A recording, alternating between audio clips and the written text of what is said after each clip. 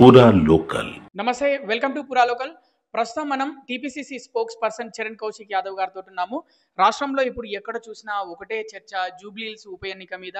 అధికారంలో ఉండి కాంగ్రెస్ ఓడిపోబోతుందని అటు బీఆర్ఎస్ బీజేపీ వాళ్ళు చెప్తున్నారు.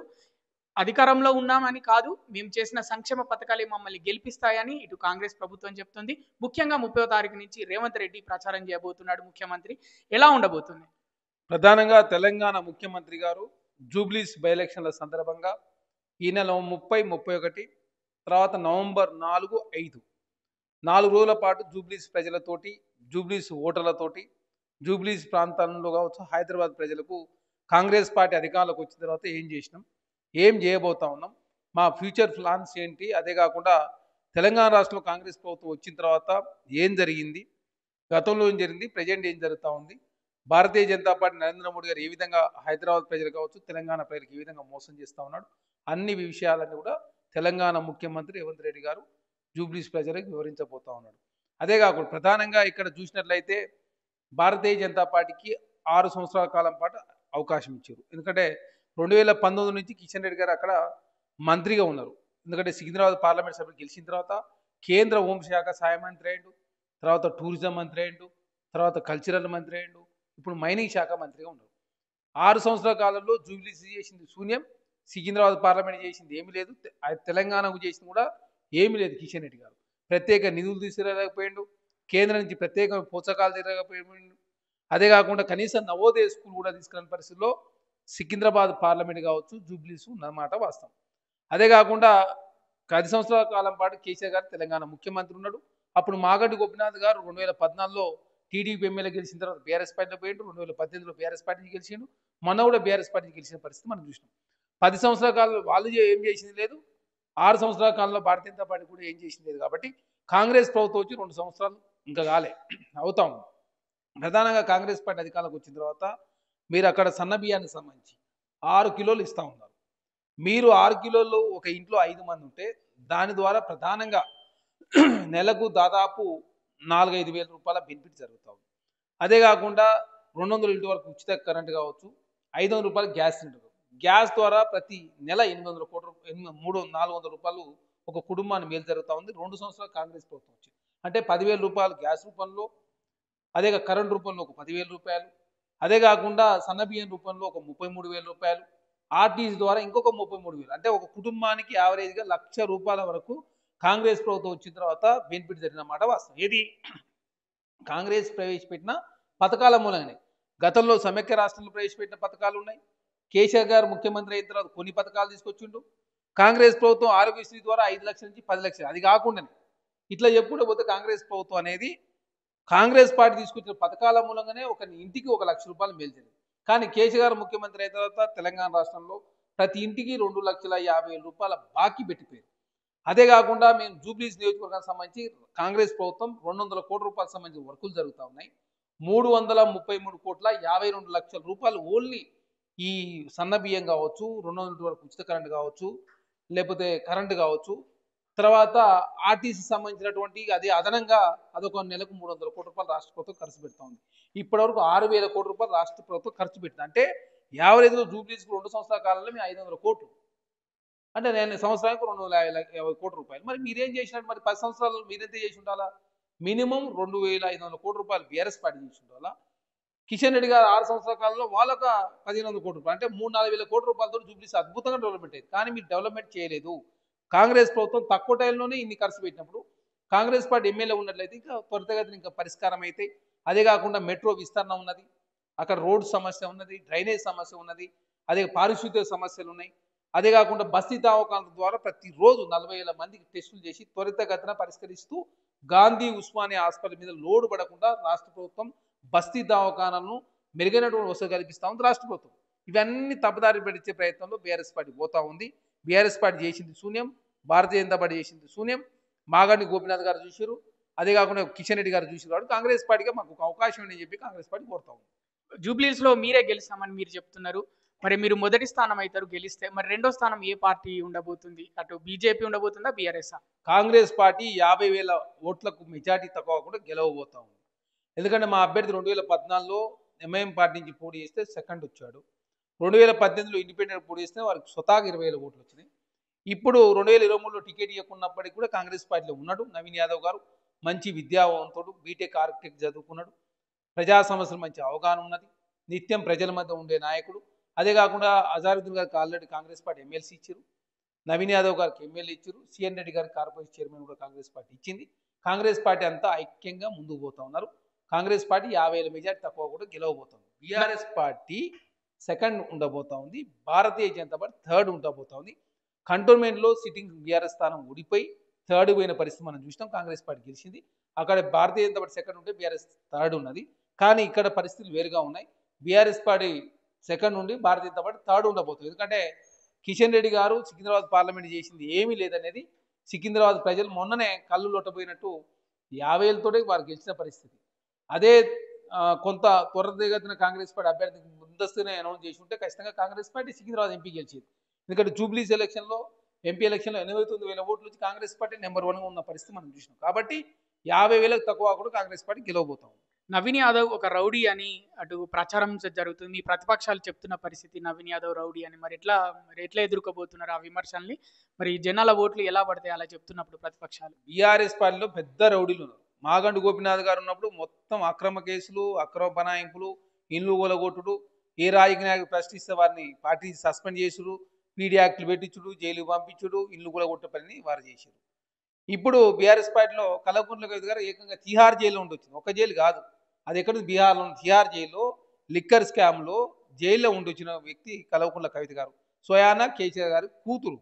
ఇక ఆమెనే లిక్కర్ స్కామ్ చేసినప్పుడు ఇక బీఆర్ఎస్ పార్టీ నవీన్ యాదవ్ గురించి మాట్లాడి తెలంగాణ సమాజం నవ్వుకుంటారు.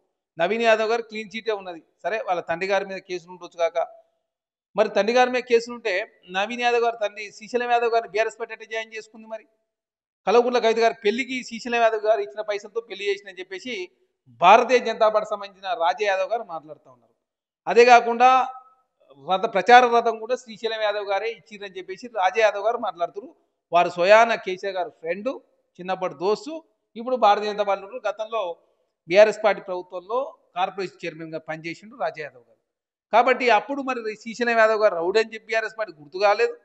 జాయిన్ చేసుకున్నప్పుడు మర్చిపోయిండు, కారు తీసుకున్నప్పుడు మర్చిపోయిండు, కల్వకుంట్ల కవిత గారి పెళ్లికి పైసలు తీసుకున్నప్పుడు మర్చిపోయి ఇప్పుడు చిన్న శ్రీశైలం యాదవ్ రౌడీ అని చెప్పేసి తెలంగాణ సమాజాన్ని తప్పుదారి పడిచే ప్రయత్నం బీఆర్ఎస్ పార్టీ చేస్తూ ఉంది. బీఆర్ఎస్ పార్టీలో దొంగలు, రౌడీలు, పిక్పాటిగాళ్ళు, అదే కాకుండా తెలంగాణ దోసుకున్నోళ్ళు, తెలంగాణ ఆగమాగం చేసిన వాళ్ళు, లిక్కర్ స్కామ్ పాల్పడ్డోళ్ళు అంతా కూడా బీఆర్ఎస్ పార్టీలో ఉన్నారు. కాబట్టి రౌడీ అని ముద్రేసే ప్రయత్నం బీఆర్ఎస్ పార్టీ, భారత రెండు కలిసి చేస్తూ ఉన్నాయి. కానీ ఎంత చేసినా ఖచ్చితంగా కాంగ్రెస్ పార్టీ అభ్యర్థి 50,000 మెజార్టీతో గెలవబోతా ఉంది. ఇవాళ జూబ్లీహిల్స్కి సంబంధించి పోలీసులు అలాగే చిన్న శ్రీశైలం యాదవ్ మిగతా రౌడీలను బైండ్ ఓవర్ చేసిన పరిస్థితి ఎలక్షన్ నవంబర్ 11వ తారీఖు ఉన్నందున మరి ఇదేమైనా ఎఫెక్ట్ పడనుందా మీ పార్టీ మీద? ఇక్కడ ఏం ఎఫెక్ట్ పడదు. పాత కేసులలో ఎవరున్నా కూడా లేదు, గన్ లైసెన్స్ ఎవరికి ఉన్నా కూడా అది ప్రాసెస్లో భాగం. మేము ఎలక్షన్ కమిషన్ మేనేజ్ చేసే ఉద్దేశం మాకు లేదు. ప్రాసెస్ ప్రకారం, చట్టం ప్రకారం తెలంగాణ రాష్ట్రంలో కాంగ్రెస్ ప్రభుత్వం ప్రజాస్వామ్యబద్ధంగా, ప్రజాస్వామ్యయుతంగా మేము పోతా ఉన్నాం. వాళ్ళే సోషల్ మీడియాలో ఇష్టం వచ్చినట్టు దొంగ పోస్టులు పెట్టే ప్రయత్నం బీఆర్ఎస్ పార్టీ చేస్తారు. ఫేక్ పోస్టులు పెడతా ఉన్నారు, ఫేక్ లోగోలు వాడుతూ ఉన్నారు, ఫేక్ మాటలతోటి కాలం వెళ్ళదీస్తుంది బీఆర్ఎస్ పార్టీ. ఎట్లయినా బీఆర్ఎస్ పార్టీ ఓడిపోతుందని తెలిసి కాంగ్రెస్ పార్టీ మెజార్టీని తక్కువ చేసే ప్రయత్నంలో భాగంగా వాళ్ళు కాంగ్రెస్ పార్టీ అభ్యర్థి రౌడీ అని, వాళ్ళ తండ్రి గారి మీద కేసు ఉన్నాయని, ఇక రకరకాల మాటలు వాళ్ళే క్రియేట్ చేసే ప్రయత్నం వారు చేస్తారు. ఏది చేసినా, మీరు ఎన్ని ప్రలోభాలకు గురి చేసినా జూబ్లీ ప్రజలకు అర్థమైంది. కాంగ్రెస్ పార్టీ గెలవబోతా ఉంది. నవీన్ యాదవ్ గెలవబోతా ఉన్నాడు. 50,000 మెజార్టీ తక్కువ కూడా గెలుస్తుండు. జూబ్లీస్ డెవలప్మెంట్ చేసింది కాంగ్రెస్, డెవలప్మెంట్ చేయబోదు కూడా కాంగ్రెస్ పార్టీ. మీ అభ్యర్థి ఏమో బీసీ, అటు బీఆర్ఎస్ అభ్యర్థి ఓసీ, ఇటు బీజేపీ అభ్యర్థి ఓసీ. అది కూడా మీకు కలిసి వచ్చి ఆ అంశం కూడా మీకు కలిసి వచ్చింది అనుకుంటున్నారు? అంటే 2 లక్షల బీసీ ఓట్లు ఉన్నాయి. ఇక్కడ 1,00,000 ఓట్ల వరకు మైనార్టీలు ఉన్నారు. ఇంకా 1,00,000 ఓట్లలో ఎస్సీలు, క్రిస్టియన్లు, ఎస్టీలు, ఓసీలు ఉన్న పరిస్థితి మనం చూసినాం. కాబట్టి గుండు గుత్తగా బీసీలు కావచ్చు, ఎస్సీలు కావచ్చు, మైనార్టీలు కావచ్చు, బీసీలు కావచ్చు, ఓసీలు కూడా ఆలోచన చేస్తూ ఉన్నారు. ఎందుకంటే బీఆర్ఎస్ పార్టీకి వేసినా కూడా ఓటు శూన్యం. దాంతో వచ్చేది ఏం, గోపీనాథ్ గారు ఉన్నప్పుడు ఏం చేయలేదు. ఇప్పుడు బీఆర్ఎస్ పార్టీ అధికారం లేదు. మాగడ్డు సునీత గారికి పెద్దగా రాజకీయాలు కూడా తెలియదు. వారి డెవలప్మెంట్ మీద కూడా వాళ్ళకి బీఆర్ఎస్ పార్టీ ముందు నడిపిస్తూ ఉంది. ఇంకా భారతీయ జనతా పార్టీ సంబంధించిన అభ్యర్థి పోయినసారి పోటీ చేస్తే వారికి 30,000 ఓట్లు వచ్చినాయి. ఇప్పుడు వారే లంకల దీపారెడ్డి గారు పోటీ చేస్తూ ఉన్నారు. కిషన్ రెడ్డి గారు ఏనాడు జూబ్లీస్ పట్టించుకున్న పాపాన పోలేదు, సికింద్రాబాద్ పార్లమెంట్ పట్టించుకున్న పాపాన వాళ్ళు పోలేదు.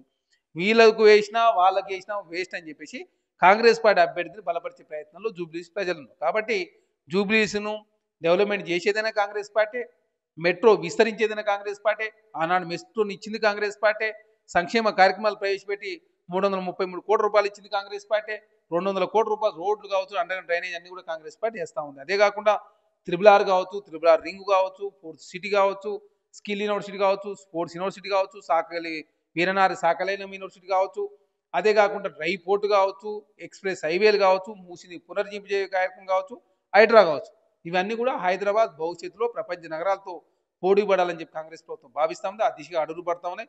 10 సంవత్సరాల కాలంలో ఫ్లేవర్లు మాత్రమే బీఆర్ఎస్ పార్టీ నిర్మించింది తప్ప హైదరాబాద్ చేసింది శూన్యం. 7,000 కోట్ల రూపాయల అప్పనంగా అవుటర్ రింగ్ రోడ్ అమ్మీరు. వాళ్ళ ఆయనలో హైదరాబాద్లో పెద్ద ఎత్తున ప్రచారం మాత్రం చేసుకొని సోషల్ మీడియా వేదికగా సెటిలర్స్ ఓట్లు కావచ్చు, తెలంగాణ ప్రజల ఓట్లు మభ్యపెట్టి ఓట్లు వేయించుకున్నారు. కాబట్టి సికింద్రాబాద్ పార్లమెంట్లో థర్డ్ వచ్చిరు, తర్వాత మల్కాయి పార్లమెంట్లో థర్డ్ వచ్చిరు, చేవేళ్ల పార్లమెంట్లో థర్డ్ వచ్చిరు. ఎమ్మెల్యే ఎలక్షన్లో ఎక్కువ సీట్లు వచ్చి పార్లమెంట్కి వస్తాక ఎందుకు బీఆర్ఎస్ పార్టీ సీట్లు తగ్గినాయి అంటే హైదరాబాద్ ప్రజలకు అర్థమైంది, కంటోన్మెంట్ సిట్టింగ్ స్థానం బీఆర్ఎస్ పార్టీ కోల్పోయింది. ఖచ్చితంగా జూబ్లీ సిట్టింగ్ స్థానాన్ని బీఆర్ఎస్ పార్టీ కోల్పోతూ ఉంది. ఆ తర్వాత బీఆర్ఎస్ పార్టీలో ఎంపీలు కావచ్చు, ఉన్నాయి రాజ్యసభ సభ్యులు కావచ్చు, ఎమ్మెల్యేలు కావచ్చు, కార్యకర్తలు చాలా మంది పార్టీ మారే అవకాశం ఉంది.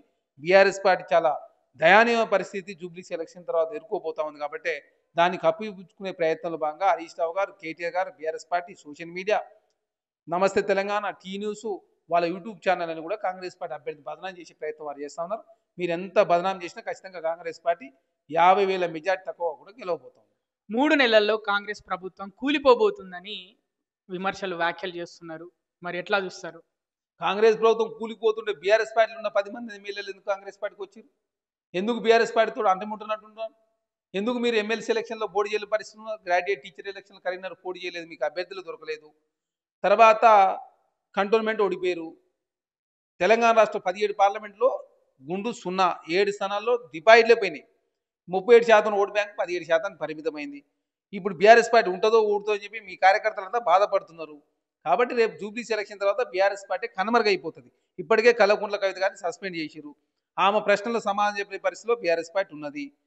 ఇక భారతీయ జనతా పార్టీ ఏమో కిషన్ రెడ్డి గారు బీఆర్ఎస్ పార్టీ గెలుపు కోసం వారు పనిచేస్తున్నారని చెప్పి రాజాసింగ్ గారి ప్రశ్నలు సమాధానాలు ఇంకా మిగిలే ఉన్నాయి. కాబట్టి ఒకరు మతం పేరు మీద, ఒకరు చిచ్చురేపే కాంగ్రెస్ పార్టీ మీద చిచ్చురేపే ప్రయత్నంలో బీఆర్ఎస్ పార్టీ ముందుకు పోతుంది.